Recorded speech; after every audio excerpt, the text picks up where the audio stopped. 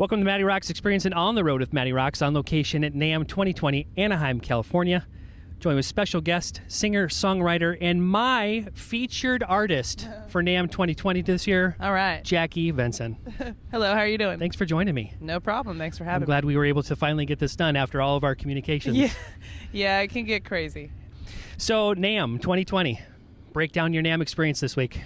It's been really great. The last time I did NAMM was one other time, and it was about 5 years ago. And it was hard because I didn't really know what I was walking into, and I didn't have anything to do. But this time, you know, I've been working with a few products for the last few years. I've been organically using them, so it was really cool to meet the people who make the stuff that I literally have built my career on. And it's also cool to form partnerships with them and have the opportunity to do that, like, all in one building over the course of, like, a few days. It's just really, like, cool. But, like, when I didn't have a plan, it was overwhelming and confusing. Absolutely. Yeah. So you just became a Gibson girl. Oh, yeah, like 3 months ago, man. So how did that all how did that all take shape? It's just the girl at the Gibson A&R department, her name's Cody. She reached out. She's a fan. She's like, hey, let's work together. And I'm like, yeah, okay. It's a really amazing company, and they've been around a really long time. And the only reason why I was playing the guitar that I was playing is really just because, like, that's the one I bought, right. You know? But if somebody wants to work with me and it's a really cool company and they have really cool instruments available, you know, I'm always open to stuff like that. I've just never had an offer I couldn't turn down. You know what I mean? This seemed like an offer I couldn't turn down. Right on. Good for you. Yeah. Jackie, you've been out playing performances all around the country. Give us some of the highlights from the road. Oh, man. I'm going to have to Any think that about stick that out? for a second. As soon as I'm off the road, it's like it never happened. It's really weird. So I have to, like, remember where I even went this year.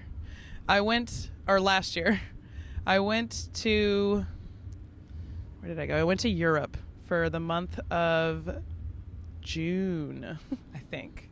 And that was really amazing because I got to go to some countries I'd never been to.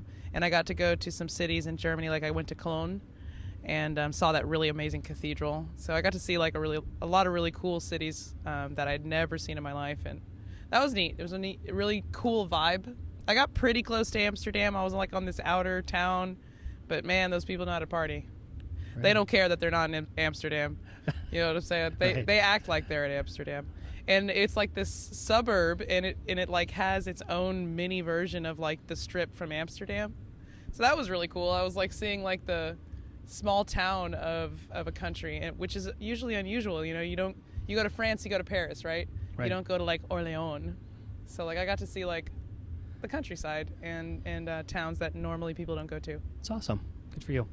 Jackie, if you would, take MattyRocks listeners back to the early years of your life. Give us insight to how music came into your life.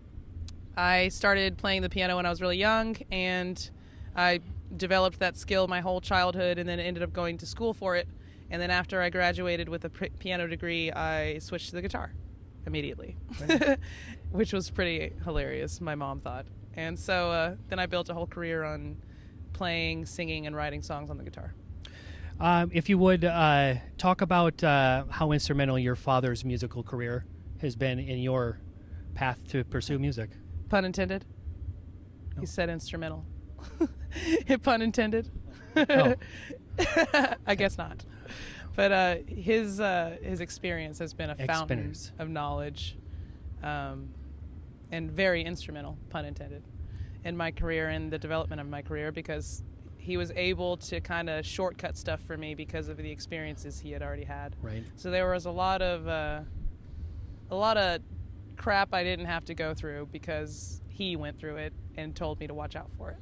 So that was priceless. Absolutely. Yeah. Absolutely. Talk about the musical influences early on in your life who have helped to make you the great guitar player and musician you are today. Well, when it comes to writing, the biggest influences on me when it comes to my literal whole life. So I'm almost 30 years old. So, like, you can imagine I've heard a lot of if we're coming to, like, music that's influenced me since day one, probably, like, Broadway musicals and a lot of Disney. Whole lot of Disney. I'm a Disney kid. And then also, as I got older, I started listening to a lot of hip-hop, ton of hip-hop, because my brothers were into hip-hop. And so I was listening to, like, all those early 90s, like, Jay-Z and, like, Murder Inc. and all that stuff, like Right. from when I was like 10, because I have a crap load of older siblings, and some of them were like 25. So they're like listening to Jay-Z, right? In like 1994, and I'm like 4 years old. And so it's like a lot of hip hop and then a lot of Disney because I'm 4 years old, right? Right. And then when I got older, blues and Motown. Big deal. And how do you choose the path you want to take as far as musical genre? How do you I let the choose? beat decide. Yeah. I come up with a beat and I let the beat decide. Okay. And because like you never know what beat's going to be the best beat for whatever melody or chords you wrote. And the beat decides it for sure. Right now.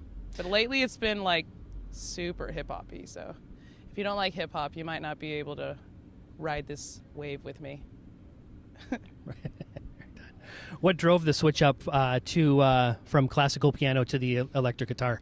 The need for work and to be able to make money playing music. Extremely difficult to do as a classical musician. I figured music was already going to be a hard enough career. I might as well not make it harder for myself. And also my dad told me that I needed to start singing. He's like, Jacqueline? I'm like 13 years old. He's like, now, Jacqueline, if you want to make any money in this business, you better start singing. And honestly, he's right. Singers are, like, for a lot of functional work in the music industry, so I'm not talking about, like, the pipe dream of a career where you're, like, a superstar. I'm talking about just being able to work as a musician in the music industry. Yeah, you're going to make a lot more money singing, for sure. He was very right about that. I don't know why he chose 13 years old to tell me that, but well, you got a great voice. You have a great voice. Well, he told me to start working on it and to start finding it and to start learning how to use tones and be a little bit above the cut. You know, you don't have to be the greatest singer in the world, but if you're better than most, you're going to get more gigs. And it was all like this hustle that he's taught me my whole life. And that same mentality is what made me realize that classical piano, while possible to make money off of, I'm swimming upstream in a river that's already hard enough to swim in to begin with. You know what I'm saying? So I'm like, I'm going to make it easier for myself. And I'm going to sing, I'm going to play guitar solos, and I'm just going to, like, burn down doors. You know what I mean? Right. Like, burn them down. It's just like, like shoot fire into the headstock and just burn them down. You need that coming out of your guitar at some point. I just need to be able to play music and not have to do anything else. Right. That's what I need. Well, you're well on your way. I'm doing it. Talk about your studying at Berklee College of Music, and how has that helped shape where you are today as a musician? Berklee is kind of where I went through the transition of kind of falling out of love with the piano. So, like, it's like I don't, even though it sounds like I'm blaming Berklee for me not being in love with piano anymore, it's more like it's not like it's anybody's fault. It's just that it was the catalyst for that change. Right. I don't know what it was about it. It's really hard to track. Like, I'd have to think about all of my experiences and tell you. That's the only way I'd be able to tell you. But I just know that Berklee was the first time I realized that maybe classical piano wasn't my path. It was a turning point. Right. And a very important, and it's important. Well, the school is really business oriented, and the school is really focused on pushing people out of it that go on to make a career out of music, because it looks really good. Right. If somebody who's really accomplished in a career that's really hard and they're like, I learned music business at Berklee, like, that's really good for them. You know what I mean? So, like, they want their students to succeed, and so they're really candid. They're like, hey, that's going to be hard. You might want to think about this. They're really candid, and it broke my heart, but it needed to break my heart. Right. You know what I mean? It's part of the plan. Well, I was growing up. Yeah. You're going to get your heart broken growing up. Yeah. And so I was appreciative of the business nature of the school, but it's what drove me away from the piano. Your newest release, Joy. How has that release done for you? Oh my God, better than any release, like 5 times as good as any release I've ever had, like, hands down. Yeah, like that record was like a turning point in my career, man, for sure. That was the catalyst for a lot of cool things that are about to happen. Right on. Good for you. Finally, it took like 7 releases. And we need to get that music in rotation for you. Yeah, let's do it, man. We will. I'll send you a CD. I don't care. So you and I have an artist that we have a special love for. Yeah. And you've played with him. Uh-huh. Marc Broussard. Oh, yeah. Oh, yeah. So you Totally. have had an interview. You've had the MattyRocks Experience interview before Marc Broussard. Really? Okay. I want an interview with Marc Broussard, but You got it now. I so. mean, are you going to get in it? I hope so. Broussard? I hope so. I keep trying. Okay. I keep trying. But talk about your relationship with Marc and the experience playing with him, and that relationship that you've cultivated with him. Well, it's actually not like cultivated. It's still in progress. We're still getting to know each other. Right. First of all, I've been a fan since I was like 12. Some of the first concerts I went to were his, and my sister's an even bigger fan, and she's lived in a bunch of different cities all over the world. So the joke is that he's seen her in London, he's seen her in New York, he's seen her in Houston, because these are just places that she's just lived in, the places that he tours to. Right. So he like knows her because she's been going to his concerts for like 10 years, and my sister looks exactly like me. So like when I played that show in Austin with him, he was the headliner and I was one of the openers. When I played that show and saw him downstage, he was like, "What are you doing down here?" And I'm like, "Oh, how the turntables," you know what I'm saying? Right. And so like, it was just really funny because I'd been going to his concerts since I was like a preteen almost, you know? And now here we are sharing bills. Right. But we actually have 4 shows coming up. They haven't happened yet. We played that one show together a couple of years ago, and now we have 4 shows coming up. And it's just really cool to like be just like on the stage with him now. Like I watched him from the audience for a decade, and now I'm up there too. It's really cool. Right. It's I've seen him so many times, and I've wanted to interview him. He's so good, man. He's Put one in of a the good best word. performers I've ever seen, for sure. Put in a good word for me. For sure. Jackie, have you had that I will. defining moment in your career yet? No. Or is it yet to come? Hell no, man. I hope not. Man, I'm only 30. Hey, well. I'm anything like my grandma. I got another 60 years. I really hope the defining moment hasn't happened yet. Oh my God. Please, no. So no. Okay. No, I haven't. What would you say has been your biggest musical accomplishment to date?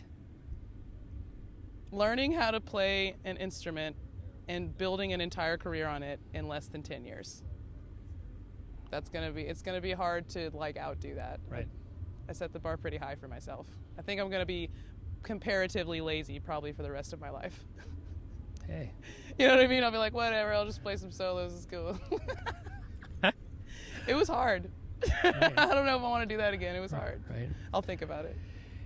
You're very versatile in how you play on stage. You can play by yourself or you can play with a group. You have a couple guys that back you. Yeah. Normally. Or I could, whatever the show calls for. Right. Or whatever the budget and whatever the show calls for and whatever the budget can handle. And that's what decides what you're going to see. You're going to see me solo, you're going to see me duo, trio, 4-piece with 2 background singers, 4-piece with 2 background singers and an entire choir. I mean, like, what does the budget allow for? And that's what you're going to see on stage for me. But no matter what, you're going to hear the full song because for every instrumentation, I have the gear to kind of pull that off. Talk about those 3 gentlemen. Are they the same 3 gentlemen that play with you? Or is it different? Well, actually, it's only 2. It's Okay. only one other guy now. Okay. The keyboard player, John Dees, was hired away by Gary Clark Jr., and the bass player, Nick Clark, was hired away by Kanye West. So now it's just me and Rodzilla Hyder. It's just me and him now. Me and him and the robot. What does he bring to the stage for you? Oh, everything. Joy and life and laughter and just all the greatest things because, honestly, he's a national treasure. Right. Yeah. Right on. What does the future hold for Jackie Venson? More music, more robots. Right on. Yeah. Anything that I've missed? Anything that you'd like to I'm add? coming out with a new album in September. It's called Vintage Machine. Okay. And I'm dropping the first single for it next month.